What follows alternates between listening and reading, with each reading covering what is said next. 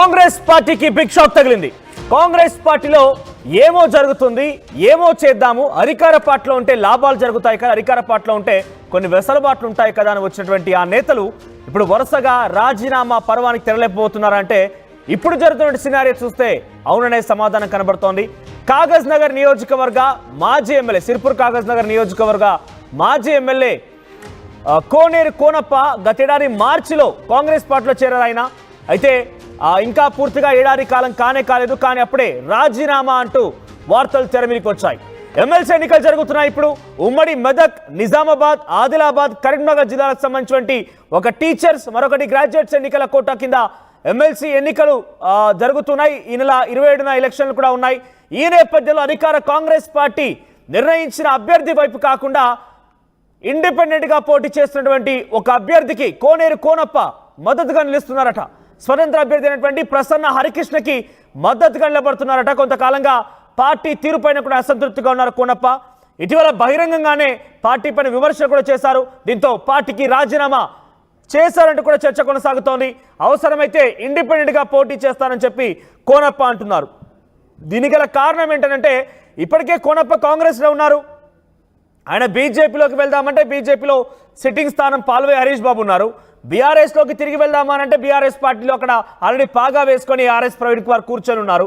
కాంగ్రెస్ పార్టీలో అనుకున్న తీరుగా సాగడం లేరు. ఇక ఎల్లాకు వెళ్దాం ఎలా అని చెప్పి ఆలోచన చేస్తూ ఆయన అవసరమైతే ఇండిపెండెంట్ గా సైతం పోటీ చేస్తారంటూ కూడా ఆయన మాట్లాడుకొస్తున్నారట. అసెంబ్లీ ఎన్నికల్లో బీఆర్ఎస్ తరఫున పోటీ చేసి ఓడిపోయారు. ఆ తర్వాత కాంగ్రెస్ పార్టీలో చేరారు. మరిన్ని డీటెయిల్డ్ అప్డేట్స్ రవి దగ్గర తెలుసుకునే ముందు మా ప్రతినిధి రవినాయక్ సిద్ధంగా ఉన్నారు. అంతకుముందు ఒకసారి కోనేరు కోనప్ప ఇటీవల కాలంలో కాంగ్రెస్ పార్టీని ఉద్దేశించి కీలక వ్యాఖ్యలు చేశారు. అవేంటో చూద్దాం. మాకు పౌరుషం ఉన్నది, మాకు సత్తా ఉన్నది, మేము ప్రజల్లో ఉన్నాం. రేపు ఎన్నికలు వస్తే ఇండిపెండెంట్ అభ్యర్థిగా పోటీ చేస్తాం. మీ అందరి దయ ఉంటే అని చెప్పి చెప్తా ఉన్నా. మీ అందరూ ఆశీర్వాదం ఇస్తే ఇండిపెండెంట్ అభ్యర్థిగా పోటీ చేస్తాం. ఎందుకంటే మీరు ఏదైతే నాకు ఆశీర్వాదం ఇచ్చారో, నాకు దుర్గం లక్ష్మణ్జీ, యాదవ్జీ గుండాపేటలో పోతే నాకు ఏదైతే ఆశీర్వాదం ఇచ్చిందో ఆ ఆశీర్వాదాన్ని ఇప్పుడు చెప్తున్నా. 2004 సంవత్సరం తిరిగినప్పుడు నాకు కాంగ్రెస్ పార్టీ టికెట్ ఇవ్వలే, కానీ ఆనాడు నాకేం చెప్పిందో, కాకా నువ్వు పోటీ చేయి, మేమంతా మేము వెనుక ఉన్నామంటే ఇండిపెండెంట్ గా మనం తయారైన రోజున తెల్లబుడ్డ పట్టుకొని ఇండిపెండెంట్ గా తయారైతే రాత్రి 12 గంటల రాత్రి పిలిచి ఈ కాంగ్రెస్ పార్టీ మన బీఫామ్ ఇచ్చింది. ఇంత దొంగ కంపెనీ ఇది. శాతగాని దట్టంబరకు ఓటేస్తే మురిగేది మీరే బిడ్డ అని చెప్పిన ఇలా ఎవరు కనపడుతూ ఉన్నాడు. ఇంటికి ఢిల్లీలో పోయాడు, రూమ్ ఇయ్యాలి కదా, నిన్న ఏడ్చుకుంటా చెప్తా ఉన్నాడు. అంటే మా ఇజ్జత్తుని మొన్న అసెంబ్లీలో తీసినాం, మమ్మల్ని మహారాష్ట్రలో కలుపుమని చెప్పి మళ్ళప్పుడు నేను ఢిల్లీలో మా ఇజ్జత్ మొత్తం దేశంతో తీసుకుంటాను. మనం ఓటేసినాం. మిత్రులారా, నేను ఒక మాట చెప్తా ఉన్నా. 51 బ్రిడ్జ్ కల్పించిన 51 బ్రిడ్జిలు కల్పించిన నా 15 ఏళ్ళ వీళ్ళందరూ కోనప్ప ఏం చేసిండని చెప్పి అంటారు. 51 బ్రిడ్జిలు ఇలా తాడి చెట్టు వదిలే బ్రిడ్జి వర్షాకాలం వచ్చిందంటే 2 నెలల 3 నెలల ఇంకా కౌటాల నుంచి సిర్పూర్ కొంచెం తొవ్వలు లేకుండే, కానీ ఇవాళ తాడి చెట్టు వదిలే బ్రిడ్జి కట్టించిన ఇలా మీ తాజ్ నగర్ తాజ్పేట నుంచి ఇలా పార్టీకి వెళ్తానికి 2 బ్రిడ్జిలు కట్టించిన. ఈ రకంగా తీసుకుంటే డబ్బాగడ బ్రిడ్జి కట్టించిన, మొత్తం 51 బ్రిడ్జిలు కట్టిన, 300 కిలోమీటర్ల డబల్ రోడ్లు చేసిన చెప్పులు మీరందరూ కూడా. నేను ఎవరి కోసం చేసిన, ఇవన్నీ మీకోసం చేసిన. ఇలా ఈ బ్రిడ్జి నిర్మాణం అయితే ఈ ప్రాంతం అంతా కౌటాలంతా బంగారం డెవలప్ అవుతుంది. మీ పిల్లలకి ఉపాధి దొరుకుతుంది, మీ భూములకు ధరలు పెరుగుతాయి, మీరు పండిన పంటలు మహారాష్ట్ర పోవచ్చు, మన చుట్టాలకి పెళ్లిళ్ళకి మహారాష్ట్ర పోవచ్చు అని 75 కోట్ల రూపాయలు డబ్బు తీసుకొస్తే ఇది క్యాన్సల్ చేస్తారా? ఇలా మొగటి దగ్గర నుంచి వైజాగ్ పోతానికి 700 మంది రైతులకు భూముల తవ్వాలి. నేను 3 కోట్ల రూపాయల డబ్బులు తెచ్చిన. ఈ కాగితం నేను తెచ్చిన రోడ్డు క్యాన్సల్ చేపించిండు, నేను తెచ్చిన రోడ్డు క్యాన్సల్ చేపించిండు. బాలేపల్లికి రోడ్డు తెచ్చిన అది క్యాన్సల్ చేపించిండు. అంటే మరి ఇలా ఎవడెవడో వచ్చి ఇక్కడ ఊరేగుతా ఉన్నాడు. మీరు అది చేస్తా ఇక్కడ 9 ప్రాజెక్టు కడతాను. ఒక పటేల్ వచ్చిండు, ఇంకొక పటేలు రేపే కట్టిస్తా అని చెప్పి చెప్తా ఉన్నాడు. అదే మద్దతుగా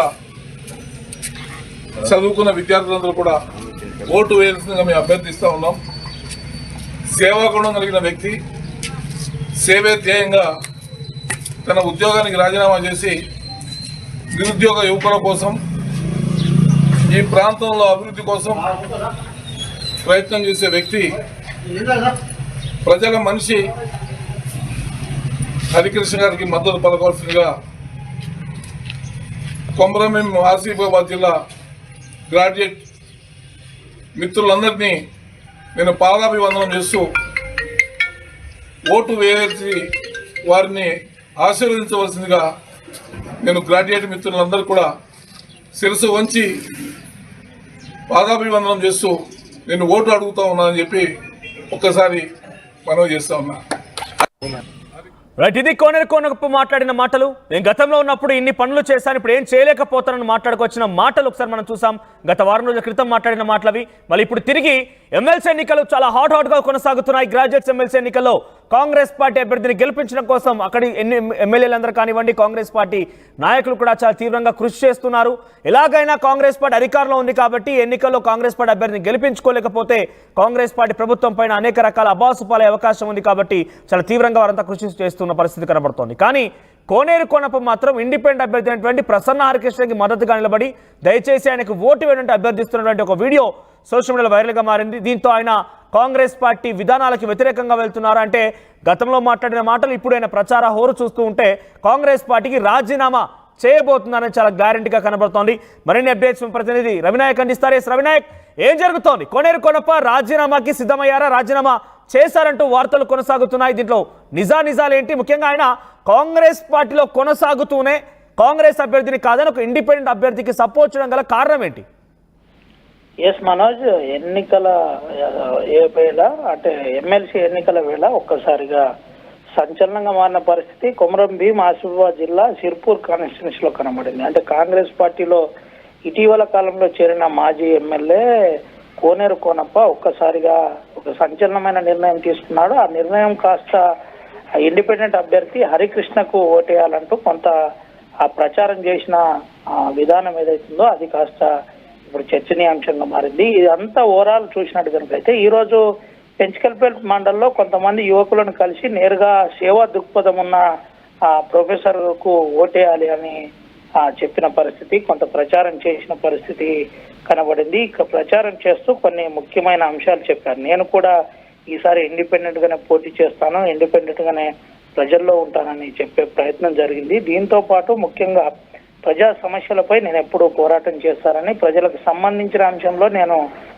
ఎప్పుడు కూడా ప్రశ్నిస్తూనే ఉంటానని చెప్పే ప్రయత్నం కూడా గతంలోనే చేసిన పరిస్థితి. అయితే గతంలో కూడా ఆర్టీవీ ఎక్స్క్లూజివ్ గా కొంత కథనాన్ని కూడా ప్రసారం చేసిన పరిస్థితి కనబడింది. దాంట్లో ప్రధానంగా తను చెప్పే విధానం చూసినట్టు కనుకైతే ఏదైతే బ్రిడ్జ్ ఉందో అదే విధంగా రోడ్లు ఉన్నాయో ఆ అంశంలో కాంగ్రెస్ పార్టీ నేను ముఖ్యమంత్రిని కలిసినా నాకు పూర్తి స్థాయిలో న్యాయం జరగలేదు, ఆ ప్రాంతాలకు రోడ్లు కానీ బ్రిడ్జులు కానీ కాలేదు, అందుకనే నేను నిరసిస్తున్నానని చెప్పిన పరిస్థితి. ఎవరు కూడా నిన్న అక్కడ మీటింగ్ కూడా జరిగిన పరిస్థితి, పట్టభద్రుల మీటింగ్ జరిగింది. ఆ మీటింగ్ లో ఆ జిల్లా ఇన్ఛార్జ్ మంత్రి సీతక్క కూడా పాల్గొన్న పరిస్థితి. పాల్గొన్నా కానీ ఎక్కడ కోనప్ప కనబడలేదు. అయితే కోనప్పను పిలిచే ప్రయత్నం చేసినా చాలా కాలంగా కోనప్ప ఎవరికి టచ్ లో లేదు. టచ్ లో లేకుండానే నేరుగా